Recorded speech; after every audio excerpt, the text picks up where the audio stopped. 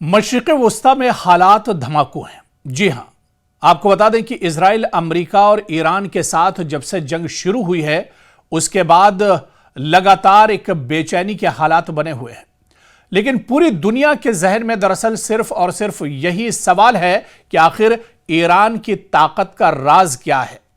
ایران جس پر اتنا زیادہ دباؤ ہے، جس پر ہمیشہ سے پابندیاں رہیں، جس پر ہمیشہ سے اسرائیل اور امریکہ کی نظر رہی، آخر اس ایران کی طاقت کا راز کیا ہے؟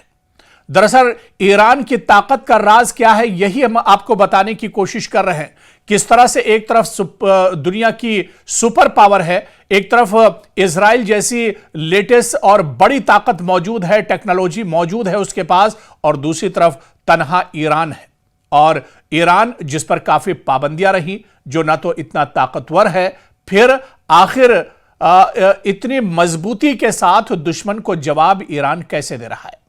دنیا حیران ہے کہ اسرائیل اور امریکہ کی جانب سے آیت اللہ خامنئی سمیت اپنی تمام اعلیٰ قیادت کو ختم کرنے کے بعد بھی ایران کس طرح جوابی کارروائی کرنے میں کامیاب ہے۔ درست جواب یہ ہے کہ ایران نے تقریباً 4 دہائیاں اپنے آپ کو ان حالات کے لیے تیار کرنے میں صرف کیا ہے۔ آج بھی امریکہ اور اسرائیل ایران پر گولہ بارود سے مسلسل بمباری کر رہے ہیں، لیکن اتنے حملوں کے بعد بھی ایران ناقابل شکست ہے۔ آج بھی ایران ایک طرح سے ہار نہیں مانا ہے، آج بھی ایران پیٹھ دکھا کر بھاگنے پر مجبور نہیں ہوا ہے، بلکہ ایران کے سپریم لیڈر کی مثال اس وقت دنیا کے سامنے ہے کہ وہ ایک طرح سے شہید ہو گئے، لیکن جنگ کا میدان چھوڑ کر بھاگے نہیں۔ اور ایسے میں ایران پوری طاقت سے اپنے دشمنوں پر میزائل داغ رہا ہے، اور انہیں روکنا انتہائی مشکل ثابت ہو رہا ہے۔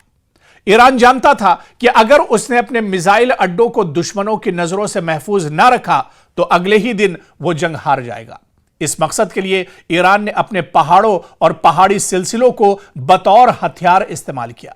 ایران نے مغربی ایران میں زگروس پہاڑی سلسلے میں میزائل شہر بنائے۔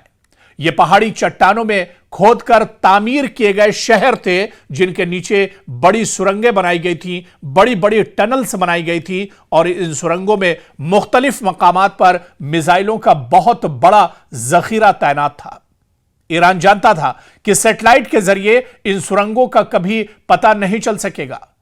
اور مزید یہ کہ ایران نے انہی پہاڑوں پر بنکرز بنائے، اور ان بنکروں میں سینکڑوں موبائل لانچر بھی ایران نے ایک طرح سے چھپا کر رکھے ہیں۔ آپ کو یاد ہوگا کہ اس سے پہلے، یعنی ٹھیک 8 مہینے پہلے جو ایک بڑی جنگ اسرائیل کے ساتھ ایران کی ہوئی تھی، جب اس سے پہلی والی جنگ میں بھی اسرائیل نے اچانک ایران پر حملہ کیا تھا۔ 12 دنوں تک یہ لمبی جنگ چلی تھی، اور اس جنگ کے بیچ امریکہ کے صدر ڈونلڈ ٹرمپ نے بڑا دعویٰ کیا تھا کہ اصفہان، جہاں پر ایران کا نیوکلیئر پاور دراصل پورا اسٹیشن ہے، جہاں پر نیوکلیئر کا پورا ایک سسٹم ہے، اسے دراصل امریکہ کے B-2 بمبر نے ایک طرح سے تباہ کر دیا ہے۔ لیکن یہیں پر دراصل امریکہ کے صدر ڈونلڈ ٹرمپ کا جھوٹ دنیا کے سامنے نکل کر آ گیا، جب اس سے پہلے جنگ میں امریکہ کے B-2 بمبر نے اسرائیل کی نیوکلیئر پاورز کو ختم کر دیا تھا، ایران کی جو تنصیبات ہیں انہیں تباہ و برباد کر دیا تھا، تو پھر اب آخر ایران پر حملہ کیوں کیا گیا؟ پھر اب ایران کے پاس آخر نیوکلیئر ہتھیار کہاں سے آ گئے؟ دراصل یہ سیدھا ایک جھوٹ تھا، امریکہ اور اسرائیل کی مکاری تھی جو دنیا کے سامنے ایک طرح سے کھل کر آ گئی۔ جب ہمیشہ سے ایران کے اوپر پابندیاں رہی، ایران کے اندر نہ تو اسلحہ اور گولہ بارود ہے، نہ ہی ایران کے پاس کوئی لیٹسٹ فارمولا ہے اسلحے اور ہتھیار بنانے کا، تو آخر ایران نے نیوکلیئر ہتھیار کیسے بنا لیے؟ اور جب اس سے پہلے امریکہ یہ دعویٰ کر چکا ہے، ڈونلڈ ٹرمپ جھوٹ بولنے میں دراصل ماہر ہے، جب اس سے پہلے ڈونلڈ ٹرمپ نے کہا تھا کہ ہم نے ایران کے نیوکلیئر پاور اور اس کے سسٹم کو تباہ و برباد کر دیا ہے، تو پھر آخر اب ایران پر یہ حملہ کیوں ہوا ہے؟ تو دراصل یہ ایک جھوٹ اور ایک پروپیگنڈا ہے اسرائیل اور امریکہ کا۔ دراصل جس طرح سے اسرائیل اور امریکہ نے مل کر معصوموں کا قتل عام کیا ہے غزہ کے اندر، غزہ میں لاکھوں لوگوں کا قتل عام کیا گیا، معصوموں کا قتل عام کیا گیا،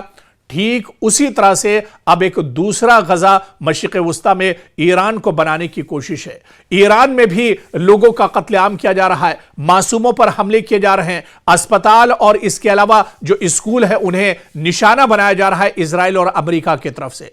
तो दरअसल